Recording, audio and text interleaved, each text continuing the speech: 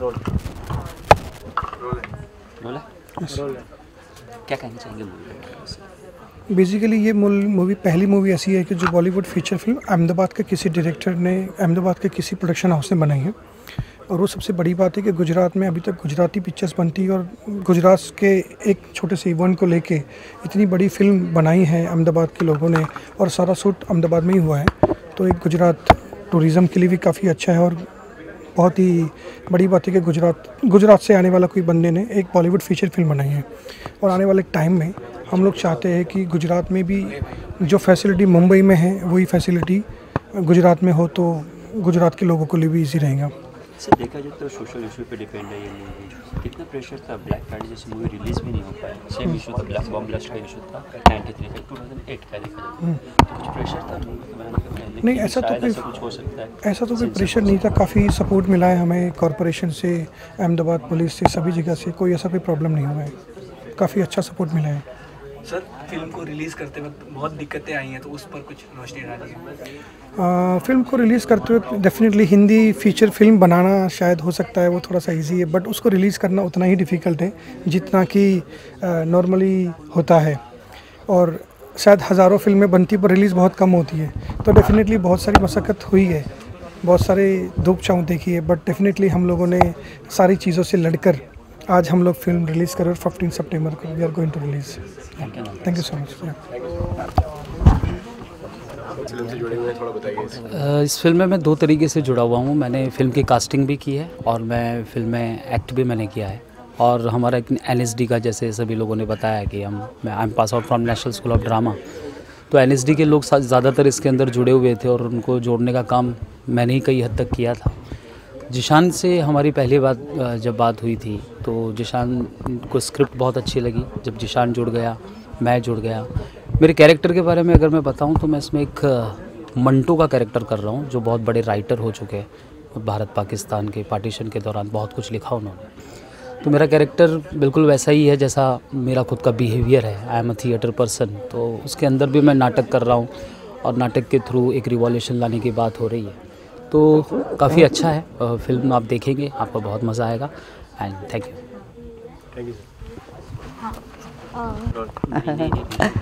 Sorry. Okay ma'am, सबसे पहले तो फिल्म के बारे में बताइए, किस तरीके से क्या किरदार आप निभा रही हैं, इसके बारे में जानना चाहूँगा मैं आपसे। एक क्या हमारे जो लीडिंग एक्टर हैं उनके मदर का रोल कर रही हूँ। और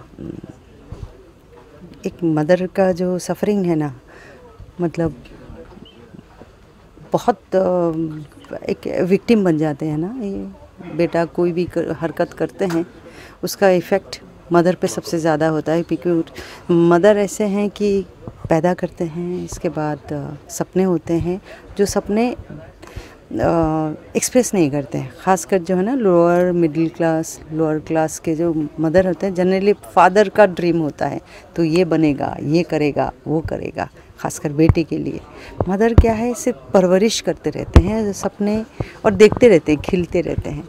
और ऐसे ही बेटे अगर कहीं गलत रास्ता में जाता है तो उनको उतनी ही तकलीफ़ होते। तो ऐसे एक विक्टिमाइज्ड एक मदर है।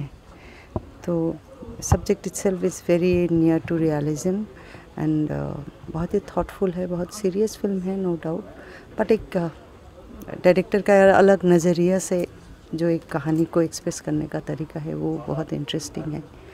एंड एंटायर टीम ऑल्सो इतने अच्छे अच्छे कलाकार हैं जो मेरे लिए काफ़ी एक्साइटिंग एंड इंटरेस्टिंग। इस मूवी को चुनने की, इस फिल्म को चुनने की कोई खास वजह? जैसे मैंने पहले भी बताया कि मैं हमेशा रोल का लेंथ क्या है ये सब नहीं, स्क्रिप्ट अपने में, स्क्रिप्ट बहुत कुछ बोलती है एंड काफ़ी स्ट्रॉन्ग। जब डायरेक्टर ने जब मेरे घर पे आके जब एक्सप्लेन किया, मैंने स्क्रिप्ट पढ़ा, बट उसके बाद भी उन्होंने जिस तरह से उसको, क्योंकि मैंने पूछा था, कई सवाल मैंने उनको किया था, तो उन्होंने बताया कि मेरे ये लॉजिक है, ये रीज़न है। तो सब कुछ मिला के लगा कि director is very clear what he wants. So काफ़ी स्ट्रॉन्ग है स्क्रिप्ट काफ़ी। लोगों को देखने के बाद एक मैसेज मिलेगा मूवी पे देखने के बाद? देखिए, मुझे हमेशा ऐसा लगता है सिर्फ मैसेज देना इम्पोर्टेंट नहीं होता है कि मैसेज ऑडियंस, कुछ फिल्में होते हैं ना मैसेज देख के ओके सुन लिया चले गए, बट ये फिल्म मुझे ऐसा लगता है ये जाके घर पे सोचेंगे, जैसे कि ना आप रिकलेक्ट करते हैं, you will feel it, you will understand it, घर जाके भी इसके बारे में सोचेंगे आप।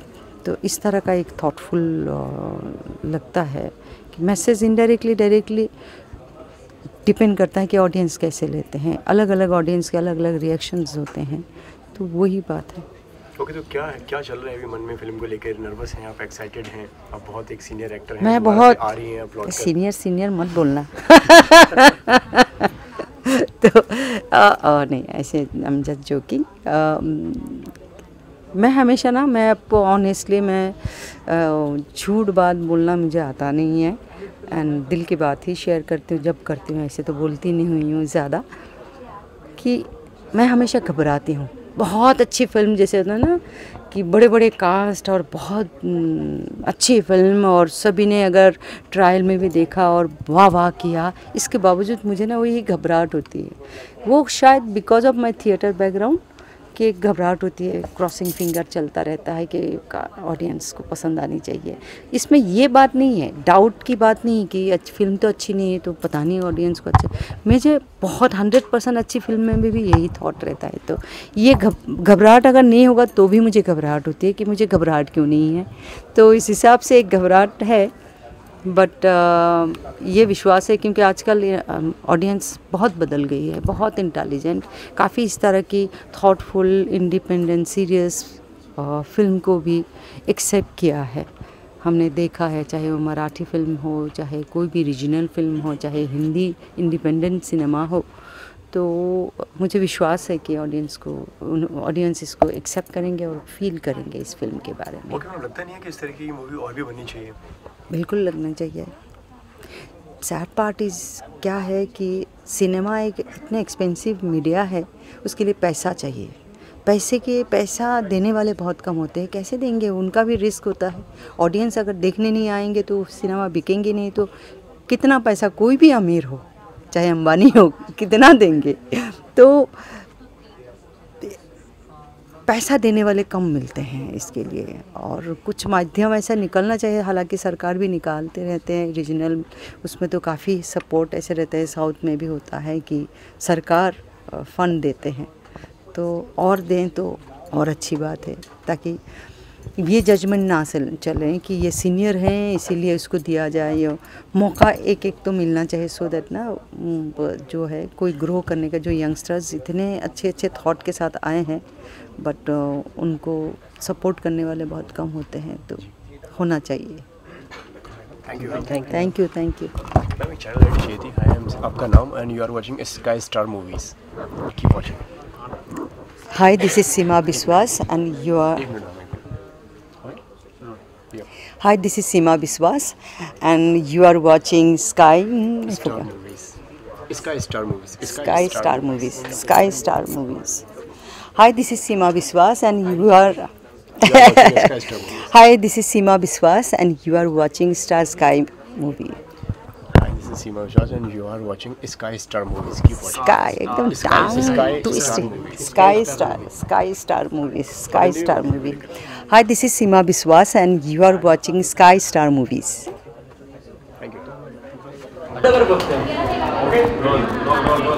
ओके जिशान, हमने जैसे कि ट्रेलर देखा, हमने बहुत अच्छा लगा। आप इसके बारे में बताइए, किस तरह के किरदार में आप नजर आने वाले हैं इसमें? एक बेसिकली एक कॉलेज स्टूडेंट है और वो, जैसा आपने ट्रेलर देखा तो आपको पता चल ही गया कि उसको मोल बना के डाला जाता है। एक नॉर्मल स्टूडेंट है जो किसी भी पॉलिटिकल रीज़न की वजह से, सोशल रीज़न की वजह से, and how his life changes, तो ज़्यादा उसके बारे में है।